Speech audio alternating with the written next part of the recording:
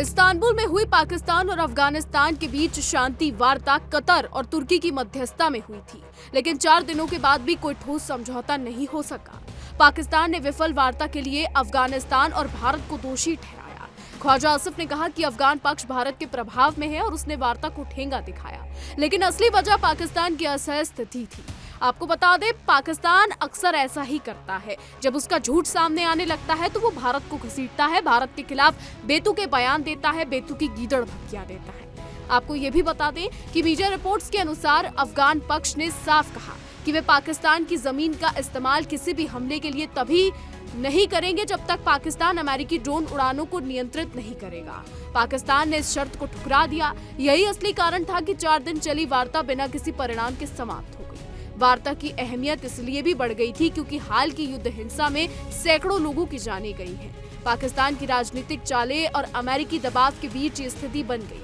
अफगान पक्ष ने बार बार स्पष्ट किया कि अगर पाकिस्तान ने ड्रोन हमलों को रोका तभी शांति संभव है। इसके अलावा वार्ता के दौरान ये भी खुलासा हुआ कि एक विदेशी देश पाकिस्तान की जमीन से ड्रोन हमलों के लिए अफगानिस्तान में ऑपरेशन कर रहा था। बाद में ये साफ हो गया कि ये देश अमेरिका है, ऐसा रिपोर्ट्स कहती हैं। आपको बता दें, पाकिस्तान की ये असहज स्थिति और छिपा हुआ समझौता ही वार्ता के विफल होने का मूल कारण था।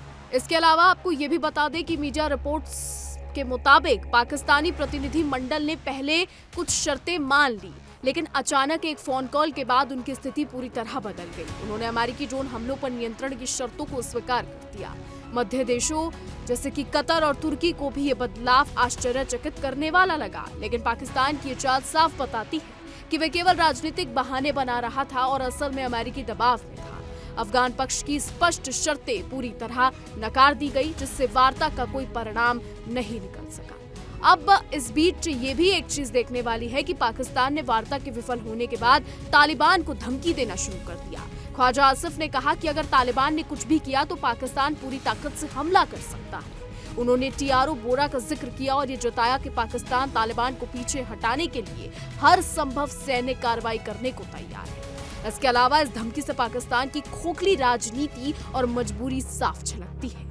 अफगानिस्तान के पास कोई एयरफोर्स नहीं है, लेकिन अमेरिका के ड्रोन पाकिस्तान की जमीन से संचालन कर रहे हैं। पाकिस्तान इस पर नियंत्रण खो चुका है। अब आपको ये भी बताते चले कि राष्ट्रपति डोनाल्ड ट्रंप के समय में पाकिस्तान और अमेरिका के बीच रणनीतिक और सैन्य रिश्ते और भी मजबूत हुए हैं। शहबाज शरीफ ने ट्रंप से मुलाकात की और उनके नेतृत्व की तारीफ की। जी हाँ, इसके अलावा सेना प्रमुख भी इस मुलाकात में, यानी जो पाकिस्तान के सेना प्रमुख हैं जिनको फील्ड मार्शल आसिम मुनीर कहा जाता है, उन्होंने भी ट्रंप से मुलाकात की थी। ट्रंप ने सार्वजनिक रूप से बगराम एयरबेस लौटाने की मांग की और चेतावनी दी थी कि अगर ये बेस अमेरिका को वापस नहीं मिला तो बुरी घटनाएं घट सकती हैं। इस तरह पाकिस्तान का क्षेत्र अमेरिकी ड्रोन हमलों के लिए इस्तेमाल हो रहा है और पाकिस्तान खुद इस पर कोई नियंत्रण नहीं रख सकता है। अब आने वाले समय में देखना होगा कि पाकिस्तान और अफगानिस्तान की ये जंग कब रुकेगी। आपको ये भी बता दें कि पाकिस्तान के मंत्री अक्सर भारत को लेकर बयान देते रहते हैं। ख्वाजा आसिफ अक्सर भारत को लेकर गीदड़ भक्कियां देते हैं, बेतुके बयान देते हैं और इस बार भी उन्होंने वही किया है।